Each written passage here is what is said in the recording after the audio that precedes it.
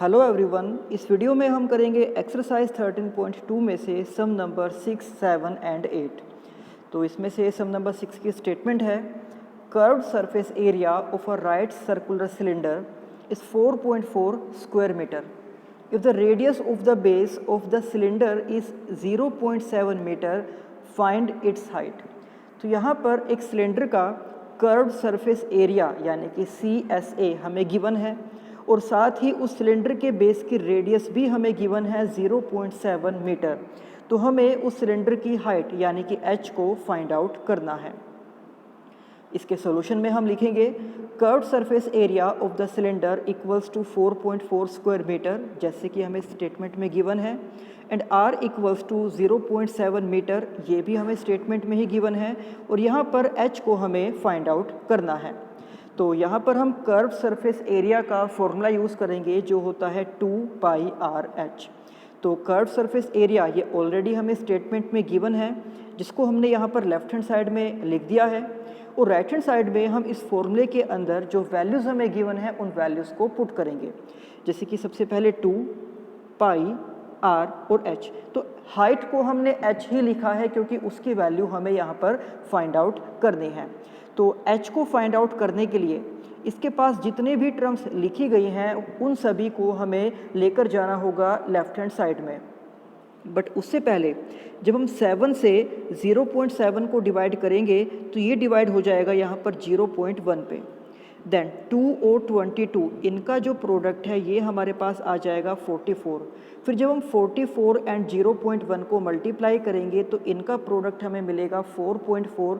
तो अब हम इस 4.4 के डिवाइड में इस 4.4 को लेकर जाएंगे। तो इस तरह से यहाँ पर h की वैल्यू हो जाएगी 4.4 डिवाइडेड बाय 4.4। तो इन दोनों को डिवाइड करके हमारे पास आ जाएगा 1।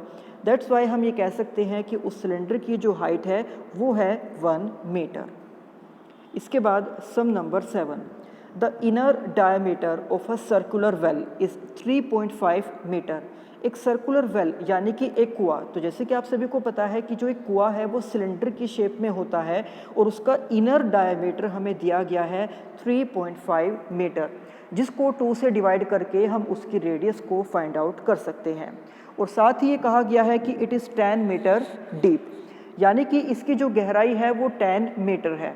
तो कुएं की जो गहराई है, अगर आप उस कुएं को एक सिलेंडर की शेप में इमेजिन करते हो तो जो उस कुएं की गहराई होगी वही उस सिलेंडर की हाइट भी आप उसको कह सकते हो। तो इसका मतलब है कि यहाँ पर h की जो वैल्यू है वो हो जाएगी 10 मीटर। तो हमें यहाँ पर फाइंड आउट करना है इसके फर्स्ट पार्ट में it's inner curved surface area, यानी कि इसके अंदर का जो कर्व्ड सरफेस एरिया है उसको हमें फाइंड आउट करना है। और इसके सेकंड पार्ट में हमें फाइंड आउट करना है the cost of plastering this curved surface at the rate of 40 rupees पर स्क्वायर मीटर। तो अगर उसके इनर सरफेस के ऊपर प्लास्टर किया जाए जिसकी कॉस्ट 1 स्क्वायर मीटर की है 40 रुपीज़, तो हमें उसकी टोटल कॉस्ट को भी फाइंड आउट करना है। तो जैसे कि हमें यहाँ पर स्टेटमेंट में कहा गया था कि उस कुएं का डायमीटर है 3.5, जिसको 2 से डिवाइड करके हम लिख सकते हैं कि ये उसकी रेडियस हो जाएगी। और जो उसकी डेप्थ है यानी कि जो उसकी गहराई है उसको हम यहाँ पर रिप्रेजेंट कर रहे हैं h के साथ।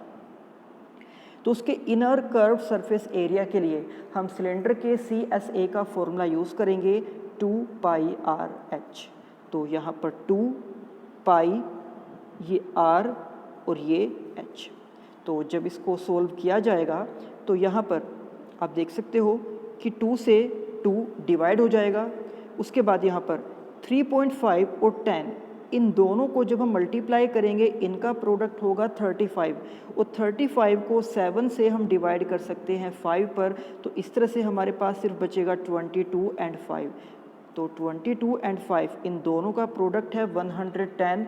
तो इस तरह से उस वेल यानी कि उस कुएं का इनर कर्व्ड सरफेस एरिया है 110 स्क्वायर मीटर।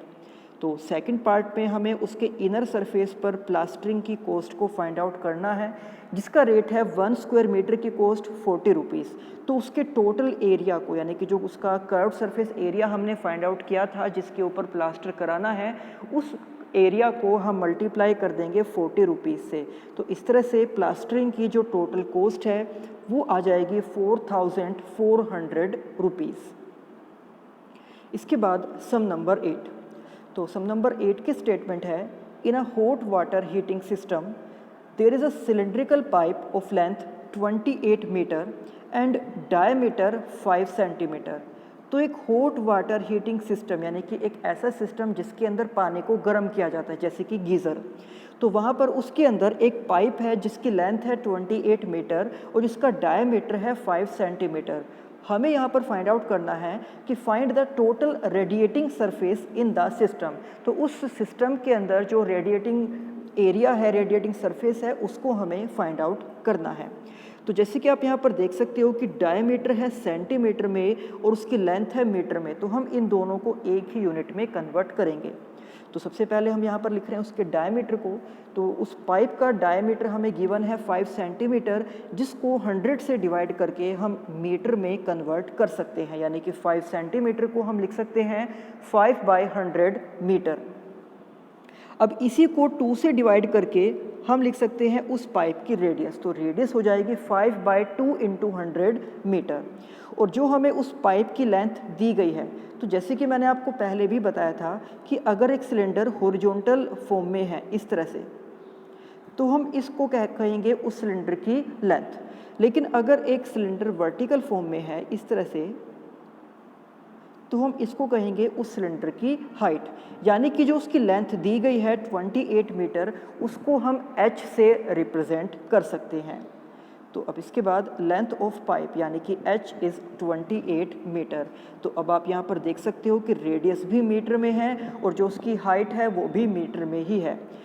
उसके बाद total radiating surface in the system. तो उस सिस्टम के रेडिएटिंग सरफेस का एरिया फाइंड करने के लिए हम उस पाइप के एरिया को फाइंड आउट करेंगे। और जैसे कि आपको पता है कि एक पाइप दोनों तरफ से ओपन होता है, तो इसलिए जब उस पाइप का एरिया हम फाइंड करेंगे तो उसमें हम टोटल सरफेस एरिया का फॉर्मूला अप्लाई नहीं करेंगे, उसमें हम कर्व्ड सरफेस एरिया के फॉर्मूले को यूज़ करेंगे, क्योंकि एक पाइप हमेशा ही दोनों तरफ से क्लोज्ड ओपन रहता है। तो एक पाइप दोनों तरफ से ओपन रहेगा, इसलिए उसका एरिया फाइंड करने के लिए हम CSA यानी कि कर्व्ड सरफेस एरिया वाले फॉर्मूले का यूज़ करेंगे। और ये फॉर्मूला होता है 2πRh। तो इस फॉर्मूले में जब हम वैल्यूज़ को पुट करेंगे तो 2πR एंड h, फिर इन सभी को जब सोल्व किया जाएगा तो यहाँ पर 2 से 2 डिवाइड हो जाएगा, 7 से 28 को हम डिवाइड करेंगे 4 पर, और उसके बाद हम 22, 5 एंड 4 इनका प्रोडक्ट करेंगे। तो इनका प्रोडक्ट आ जाएगा 440, जिसके डिनोमिनेटर में है 100। तो यहाँ पर 0 से 0 कैंसिल, उसके बाद 44 डिवाइड बाय 10, इसको हम लिख सकते हैं 4.4 स्क्वायर मीटर।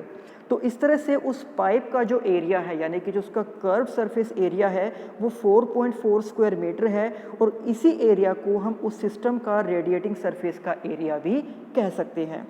तो ये थे एक्सरसाइज 3.2 के सम नंबर 6, 7 एंड 8। अब इसी एक्सरसाइज के बाकी सम हम करेंगे नेक्स्ट वीडियो में। तब तक आप इन सम की अच्छे से प्रैक्टिस करना। तो मिलते हैं आपसे नेक्स्ट वीडियो में। Thank you.